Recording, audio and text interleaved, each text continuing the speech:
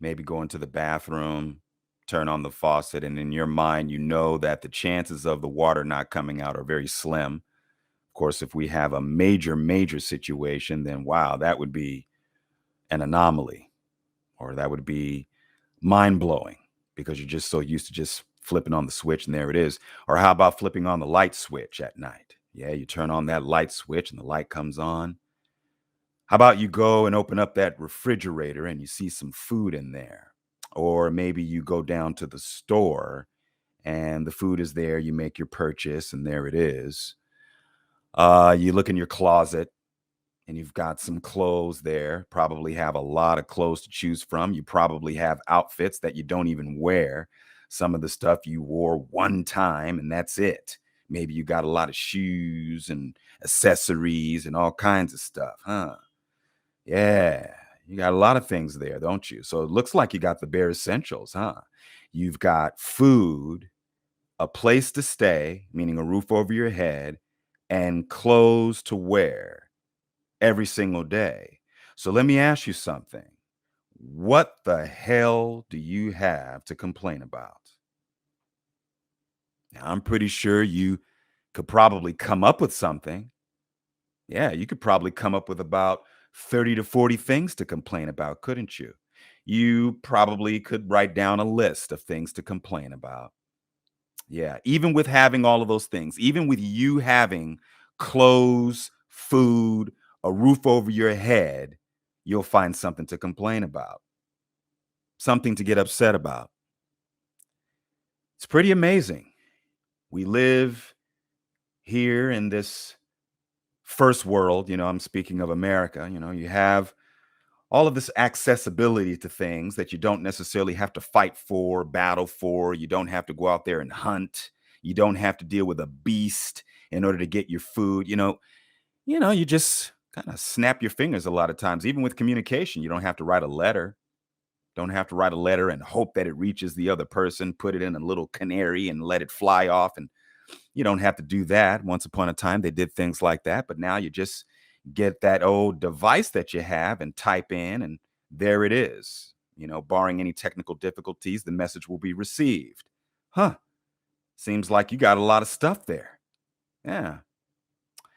Now, I say all of this because I think of what the current narrative is. There's a lot of people out there that literally are finding things to complain about. Here's a very valuable thing that I'll give you. The first 10 years of your life are crucial. The first 10 years of your life, from birth to age 10, that's when you get all the valuable lessons. Who you are is pretty much solidified for the most part. The foundation is set. And the first 10 years of my life, there were some valuable lessons that I learned that I still remember to this day. Do you? The first 10 years of your life, give me three. Three valuable lessons that you learned the first 10 years of your life. I'll give you my three. So one would be choose your friends wisely. Oh, yeah. Choose your friends wisely. And I may have pushed that really overboard because I'm tremendously selective about the people that I get close to. And then there's another one, be who you are. Be who you are. That was a real big one. Be who you are. And I think of the way things are today. I can only imagine if I was a 7-year-old right now and I saw a hashtag men are trash, how much of an impact would that have on my mind? Maybe it wouldn't have any impact at all having someone say, be who you are, right?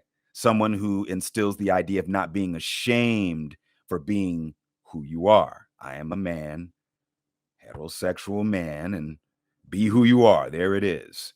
All right. So thank goodness I grew up between 1976 and 1986 in terms of the first 10 years of my life. 76 to 86. Yeah.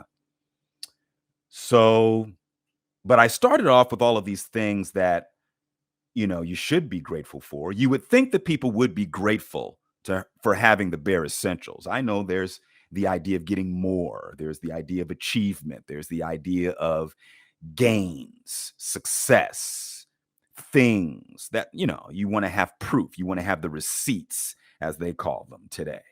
You know, understandable.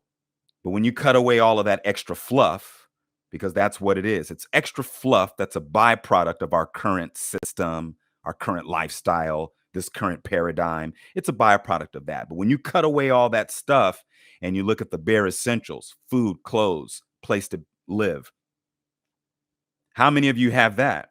Now, it's interesting because when I was 12 years old, there was a teaching lesson that really drove that point home in terms of gratitude.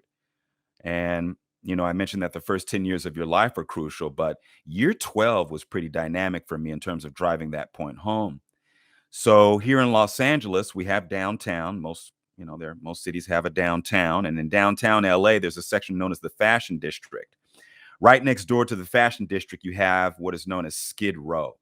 And Skid Row features, unfortunately, a lot of homeless human beings. Okay, people living on the street. And this has gone on for years. It's worse now. It's worse today than it's ever been. Okay. But I remember it as far back as 1988. My mother took me there. Now, she didn't take me to Skid Row specifically. We were driving through Skid Row in order to get to the Fashion District because at the time I was in middle school, or junior high school as it was called back then. And she would take me shopping for school clothes. So I would get some really cool outfits for reasonable prices over in the Fashion District, the alley. Most of you that are from LA or have been to LA know about the alley. And so, Skid Row's right next door, not that far from there. And she just said, you know what, look out the window. Just look out the window. That's what she told me. Okay, so I'm sitting in the car and I'm looking out the window. Now, I'm thinking she must have known that I was going to process what I saw because she didn't tell me anything else. She just said, look out the window and pay attention. She knew that what I was going to see. So I'm looking there and I'm seeing the homeless people on the street. Now, back then, there weren't that many. You saw some homeless tents. People were homeless every, I don't know, 2, 3 blocks. Now it's every single block, tents all in one row. And it's pretty bad, but it wasn't as bad back then, but it was there. And seeing this, I thought to myself, there's people living on the street. I don't live on the street. Huh. I have a lot to be thankful for. My mother works hard to keep this roof over my head. I've got food to eat. What do I have to complain about? From that point on, age 12 to this day, I don't complain about anything. The bare essentials are in place. Now, are there more things that I would like to experience or gain? Absolutely. But I've got the bare essentials. Let's add another element to it. You see me, I'm a melanated being. Yes, and very proud to be in this body. It's only a body.